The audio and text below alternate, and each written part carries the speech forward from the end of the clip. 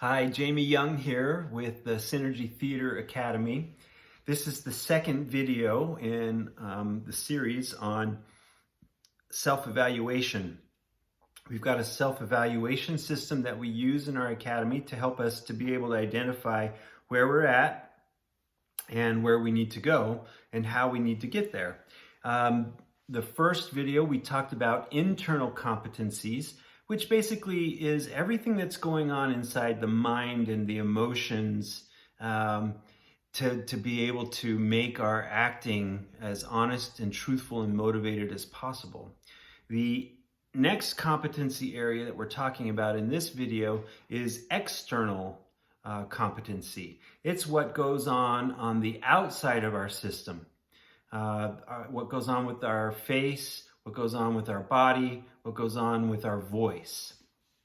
And what needs to happen eventually is that the synergy between these different areas of competency needs to occur. We need to be able to not only have an external process occurring, but we also have to have an internal process going at the same time.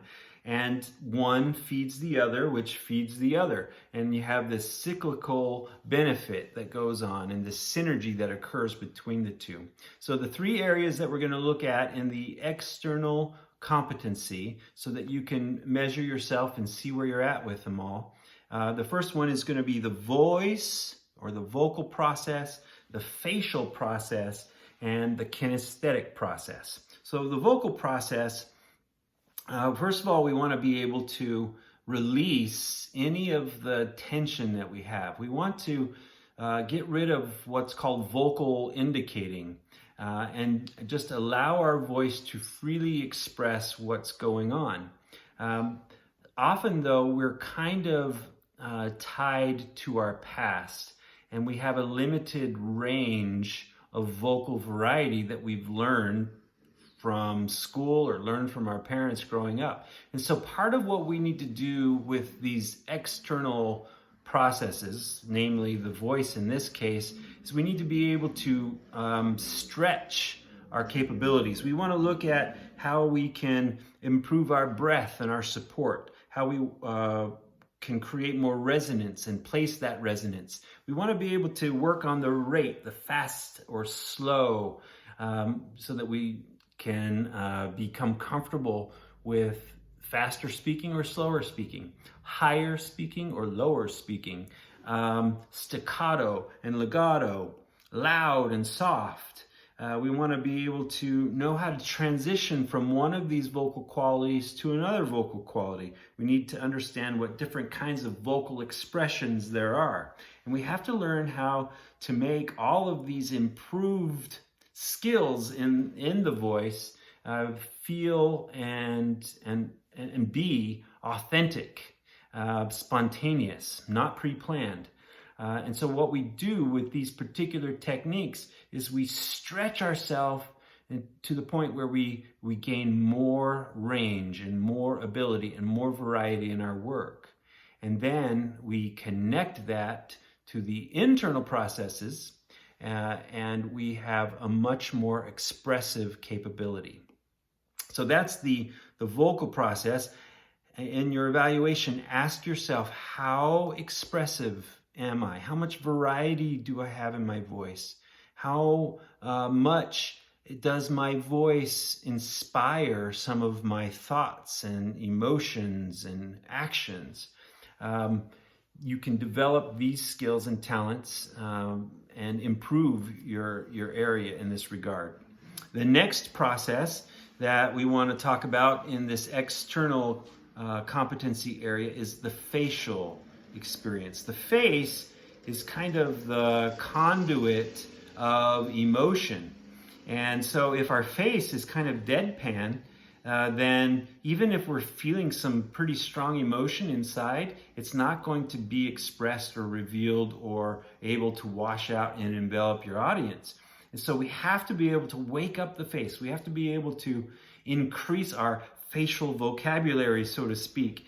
And so ask yourself as you're evaluating in this regard, how how well do you use your face? We don't want to indicate, it's called mugging in theater. We certainly don't want to do that. So we have to be able to be relaxed. There should be no interference of what is going on with the face. It needs to be impulsive. It needs to be natural and authentic, but we also have to be much more expressive with our face so that our emotions can release. And what's really neat is if our emotions inside are not reaching the intensity that is potential for that particular moment in the show, by stretching the face in a particular way, you can actually draw out more intensity in your emotion. So there are a lot of benefits to being able to use this facial process in your work on stage.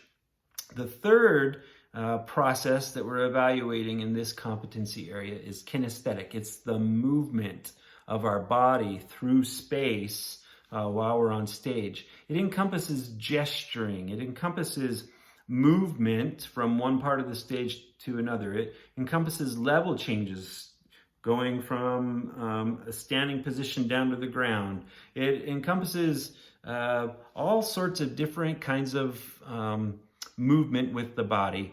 Often we get up on stage and we feel kind of stiff and don't know what to do. And even if we have an honest internal motivation to accomplish something, our body kind of gets stuck in not wanting to move because of all of the fear of judgment and being in front of an audience and not wanting to mess up and all of those things. So this particular technique teaches us how to breathe, how to find our proper alignment, how to work on different character centers, how to develop our gesturing capability, and creating an overall variety in how we use our body on stage.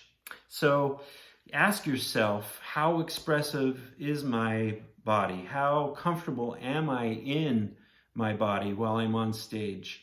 And then you can evaluate these things to help you determine where you need to go next. Add up your scores here and see where you stand in this external competency. Celebrate, congratulate yourself for what you already know and what you're already good at, and take a lot of hope in the fact that you really can improve, and at a pretty rapid pace, by getting the right kind of training that will help you in your performing and make it more rewarding and fulfilling for you, and also more life-changing and impactful for your audience. Thanks.